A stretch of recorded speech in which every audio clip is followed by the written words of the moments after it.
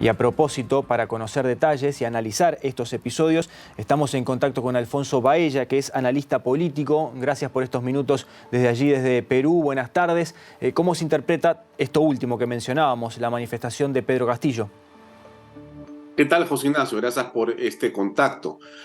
Bueno, Pedro Castillo está recluido en una prisión de seguridad en la capital de Lima por haber sido capturado en la flagrancia de un golpe de Estado, la sedición y la rebelión al Estado peruano. Él purga condena por 18 meses preventivamente y ha sido acusado por la Fiscalía de una serie de delitos. Él está inmerso en 51 carpetas fiscales por diversos delitos adicionales al del golpe de Estado. O sea que este tuit de Pedro Castillo en realidad simplemente es una línea más de, digamos, la forma en que el señor Castillo ha intentado dirigir el país, sembrando el caos y la violencia que estamos viviendo a esta hora. Ahora, también se da esa publicación en un contexto donde sigue creciendo la presión contra el gobierno de Dina Boluarte y también en la jornada de peores consecuencias en las protestas. Es cierto, José Ignacio, y es posible que los enfrentamientos aún sean mucho más intensos. Y la razón es muy fácil de entender. Lo que ha ocurrido durante 17 meses del gobierno de Pedro Castillo ha sido la infiltración del terrorismo de Sendero Luminoso a través de una serie de partidos políticos que actúan desde el campo de la política porque lamentablemente las leyes peruanas después de muchas décadas lo han permitido. Entonces, Pedro Castillo y su equipo de gobierno o de desgobierno, dependemos cómo lo quieran ver, ha logrado infiltrar una serie de cabecillas de Sendero Luminoso y ellos con presupuesto de la nación han desplegado una red de contactos que se ha establecido de manera muy adecuada con el grupo de Evo Morales, el Foro de Sao Paulo y todo este grupo de ultraizquierdistas, violentistas, que vienen expandiendo estas ideas socialistas y comunistas en el continente americano. Ese es un poco, digamos, la visión general de lo que está pasando en el país. Esto todavía va a ser más crudo seguramente, porque como todos pueden entender, el socialismo y el comunismo, esta ultra izquierda violentista, lo que está tratando es no ser despojada del poder que les había dado Pedro Castillo. Eso es básicamente lo que está ocurriendo a nivel nacional. Y esto no quita, estimado José Ignacio, que la protesta en una buena parte tiene razón o tiene justificación, pero lo que no se puede aceptar y lo que no acepta el gobierno de Dina Boluarte es la violencia. Tampoco lo hace el Congreso, tampoco la Fiscalía, tampoco el Poder Judicial y tampoco la mayoría de peruanos. Ahora, más allá de no aceptar esas formas de manifestación, es una realidad que está pasando en Perú. ¿Qué está haciendo el gobierno y qué debe hacer para no controlar, sino empezar a despresurizar la situación, ganar tiempo, ganar terreno, recuperar poder, teniendo en cuenta que ya son muchos los fallecidos y se anuncia que, como decía recién, las protestas pueden agravarse?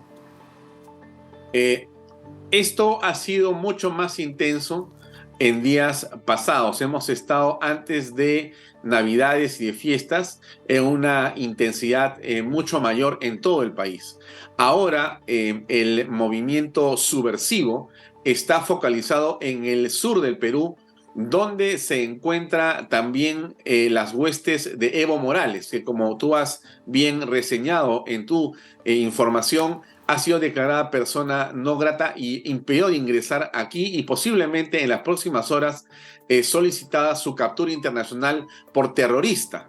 Entonces, lo que está, digamos, y lo que debe hacer el gobierno es básicamente poner orden, establecer un toque de queda que seguramente será algo que en las próximas horas debe ocurrir para básicamente controlar lo que son los desmanes y el ataque a propiedad pública y privada, quiero que sepa el público que nos escucha que en la noche de ayer se han incendiado varios centros comerciales, tiendas por supermercados, tiendas de electrodomésticos, se ha atacado locales del Poder Judicial, se ha intentado tomar el aeropuerto y en general hay una ola de vandalismo que no tiene ningún objetivo político, sino básicamente subversivo, porque lo político, digamos, tiene que ver con demandas como adelantar las elecciones o una asamblea constituyente, cosa que la,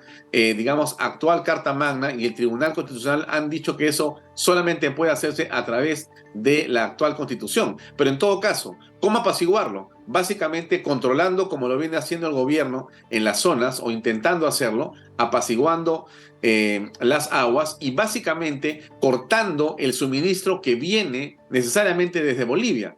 Las imágenes que hemos recogido nosotros y que están en las redes sociales también y que ustedes en parte han visto, hacen o dan cuenta de un grupo enorme de buses, de camiones, de camionetas que llegan desde diferentes partes del sur de Puno, muchas de ellas financiadas por la minería ilegal, por el narcotráfico o por la trata de blancas. Y esto es lo que se está alimentando aquí, insisto, separando la parte legítima de la protesta de lo que es el vandalismo y el terrorismo que tiene que ser rechazado y lo está haciendo por el gobierno. Insisto, el gobierno va a declarar seguramente en las próximas horas un toque de queda. Está la Fuerza Armada y la Policía controlando o intentando hacerlo en esas zonas que, insisto, hoy son menos que hace un mes y que son menos que hace 48 horas. Esto tiende a, de alguna manera, controlarse. Anoche ha sido un día de mucha tensión y de lamentables muertes, 17 civiles y un militar o un policía lamentablemente fallecido. Pero se está en ese proceso en este momento. En ese punto quería concentrarme. ¿El aumento de la virulencia responde a que pierden terreno los manifestantes entonces? Mira, yo creo que esto va seguramente a recrudecer o a ser intenso, focalizado, no extendido, sino focalizado seguramente en las próximas horas. Pero no es factible que esto continúe por muchos días más. Y creo que va a prevalecer dos cosas, estimado José Ignacio. Una, que es la actitud firme de la presidente Dina Boluarte empoderando a la Fuerza Armada y Policía Nacional. Y dos, que es muy importante, es el rechazo mayoritario de la población civil a esta banda de subversivos. Porque, insisto, allá hay que diferenciar bien la legítima protesta de la subversión que asesina y destruye bienes públicos y privados. ¿La prohibición de ingreso al país a Evo Morales es más una señal que una medida que busque efectos concretos? Lo que pasa es que Evo Morales y sus huestes o su equipo de subversivos ingresaba a Puno sin ningún tipo de control y lo que hacía era básicamente adoctrinar, azuzar y coordinar acciones como las ha hecho también en Bolivia. O sea, el señor Evo Morales, y espero que la gente que nos escuche lo entienda claramente, no es un demócrata, es un dictador suelo y es básicamente una persona acusada de narcotraficante. Pero en este caso y en el Perú, además actúa como un subversivo. Y él, en conexión con huestes subversivas y remanentes aquí de Sendero Luminoso y de otros movimientos, ha organizado y promueve esta, digamos, escalada violentista en Puno y en la zona sur del Perú. Por eso se ha prohibido su pase y el de varias personas que lo acompañaban, que están claramente identificadas. Seguramente esto permitirá que las cosas vayan encauzándose hacia la paz que todos buscamos. ¿Y la capacidad del Estado de efectivizar esa medida en las regiones donde están más complicadas las protestas, es real? ¿Es posible? Mira, la Fuerza Armada en el Perú se ha enfrentado contra el terrorismo durante décadas y ha vencido al terrorismo. Es importante, estimado José Ignacio, que sepa el público que escucha tu programa, que en el Perú el pueblo peruano y la Fuerza Armada y la Policía Nacional se han enfrentado y han derrotado al terrorismo absolutamente. Estos son remanentes que han aparecido azuzados por el Foro de Sao Paulo, por esta conflagración de varios países donde está Venezuela, donde está Cuba, donde está también Argentina, ahora lamentablemente Colombia, hasta Chile y por supuesto Bolivia a través de Evo Morales. Y esta organización internacional de ultraizquierda violentista pretende capturar el poder y desterrar la democracia en el Perú, cosa que va a ser imposible, porque en nuestra patria, lamentablemente, para los izquierdistas, va a imperar el Estado de Derecho y se va a hacer prevalecer la libertad y la paz. Usted recién nos anunciaba la eventualidad y la posibilidad cercana de la declaración del toque de queda.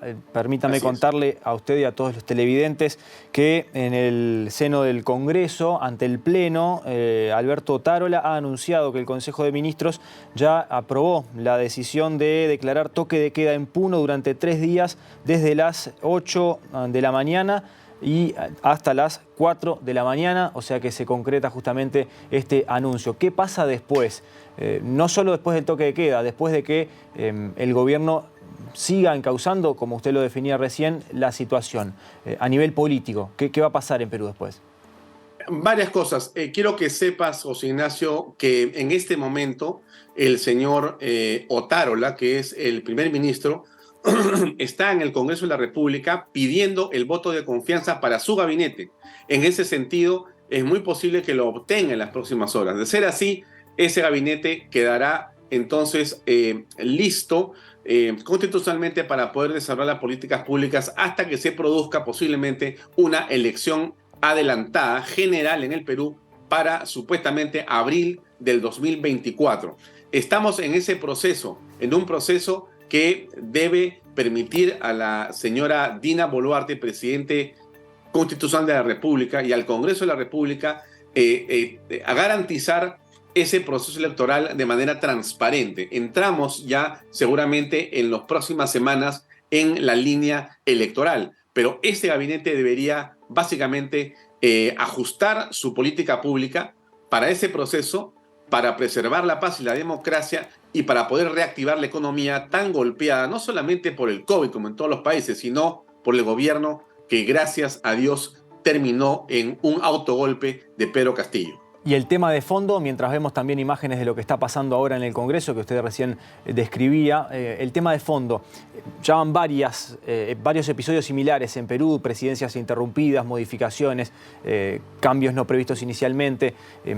¿Perú puede, en el corto plazo, subsanar esa situación, fortalecer las instituciones? Es una pregunta muy compleja, pero vamos a responder afirmativamente porque la historia reciente de nuestra patria, es decir, los últimos 5 años, donde han habido más presidentes que en la historia de los últimos 30 años, evidentemente así lo confirman. Es decir, el Perú ha logrado resistir gracias a su institucionalidad democrática y a la solidez de su Carta Magna, los embates de la corrupción y de los flagelos del terrorismo y la ultraizquierda. Lo ha logrado hacer. Ha logrado pasar por regímenes de suma corrupción y se ha logrado sostener gracias de manera fundamental a su solidez institucional. Esto parece un poco contradictorio, pero en los hechos es así. Se ha preservado el sistema democrático y el sistema constitucional en todas estas crisis. Todas han sido sucesiones constitucionales, legales, que han permitido que el país, a pesar de las circunstancias complejas, logre avanzar dentro de ese marco constitucional. La salida de Pedro Castillo vía el golpe o autogolpe que él se propina produce justamente la sucesión que termina con Dina Boluarte asumiendo la presidencia de la República. Entonces, a pesar de los nubarrones, a pesar de la complejidad de la situación, el Perú se mantiene como un espacio en el que se respeta, a pesar de todo, la Constitución y que se preserva el orden.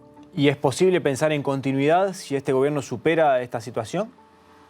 Definitivamente, si pasa el gabinete Otárola la confianza en las próximas horas, que debería ocurrir así, si logra consolidar la pacificación y la paz en el sur del Perú, básicamente con el toque de queda y otras acciones de diálogo político en el sur, es muy posible que Dina Boluarte logre avanzar sin duda, con el apoyo del Congreso de la República, de la Fiscalía, del Poder Judicial y de otras instituciones, logra avanzar hasta la entrega de una próxima elección general en 2024. Alfonso Baella, analista político, muchas gracias por estos minutos con DNews desde Perú. Un saludo, José Ignacio. Que pase muy bien.